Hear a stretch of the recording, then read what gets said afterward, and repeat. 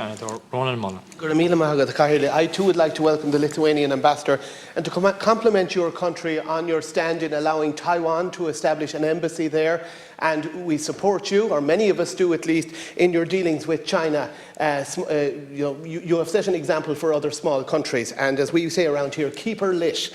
Now, last week, Cathaoirleach and Acting Leader, I highlighted the Sinn Féin legislation on so-called safe access zones and how it would ludicrously criminalise somebody for expressing comments, even in private conversation, that might be critical of abortion, simply if they happen to be within 100 metres of wherever abortions were happening. For example, a conversation in a coffee shop. Now, to promote this draconian, fascistic suppression of free speech, Sinn Féin had advanced claims about people in Limerick who had engaged in quiet, respectful witness on the subject of abortion.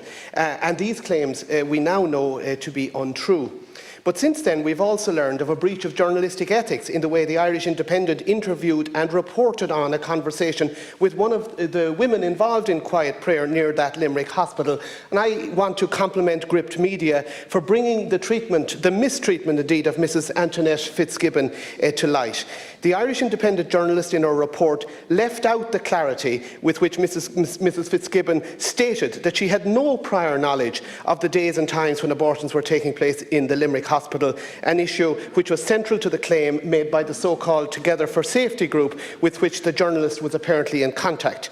And the journalist then invented remarks that Mrs. Fitzgibbon made, suggestive of the idea that the pro-life group had knowledge and intent to time their witness along with abortions. I don't mean to interrupt you mid-flow, but you're making statements of fact, and this House is about debate, but there are mechanisms in which that can be judged by the Journalistic Council and other bodies. So I just want you to be careful just on, yes, on those issues. I will be extremely careful. The Irish Independent, as I said, the claims that were made by the Together for Safety group were suggestive of the fact that Mrs. Fitzgibbon and her group had knowledge and intent in relation to when abortions would be taking place in Limerick. That was not true, and the Irish Independent has since corrected the article online, but it seems to me that the Together for Safety group, the Irish Independent, and indeed the journalist Ellen Coyne all owe Mrs. Fitzgibbon and her group an apology for the allegation that was made and the way it was reported, despite the journalist getting the interview on the basis of her statement that she wanted to give a fair hearing to the pro-life group. So all I would say is, if the shoe was on the other foot, Cathaoirleach, and this was a journalist with pro-life sympathies misrepresenting a situation like that, they'd be back making coffee and photocopying for a considerable period of time before being allowed to return to the newsroom. And it is important that... You're aware in relation to our new standing orders in relation to referring to events outside the House, which is quite proper and right to do, but you must be mindful of the standing orders. Yes, okay. But it is also our job as legislators to highlight unfairness, untruth, manipulation, whether it's in politics, by politicians, or indeed by the media. This is our forum to call for fairness for all sides. I have done so, and I would ask others to reflect on what I have said. All right, Senator, but please be mindful of all our standing orders, and we have them for a reason, for balanced debate here in this House, but also people's right to their good name. Could I also now call on Senator Paul Gavin? Cathaoirleach,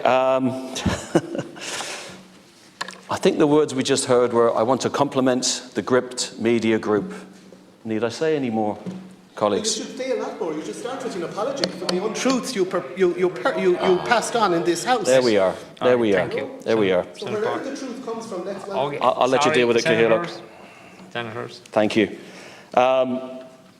I'm not going to rise to the debate of that nonsense. So what I will say is, I always tell the truth. See, seriously, you know. Please stop interrupting. You know. There's a way. I know. He's defending himself. He's defending the Gript Media Group, which deals with spite, hatred, and lies. And all of us have been. All of us have been victims of that poisonous group. But here we are. He won't even allow me to speak. You all got the letter. There we are. You all got the letter on standing order 39. Okay, so if people told the truth, there wouldn't be a problem. Is that right? We all know that. Okay, No, I won't be withdrawing it. No. You can call on him to withdraw if you Absolutely. wish, but that's understanding You do order it every 39 day if you wish. But all right, could I just on the order of business, could I ask Paul Gavin to continue uninterrupted?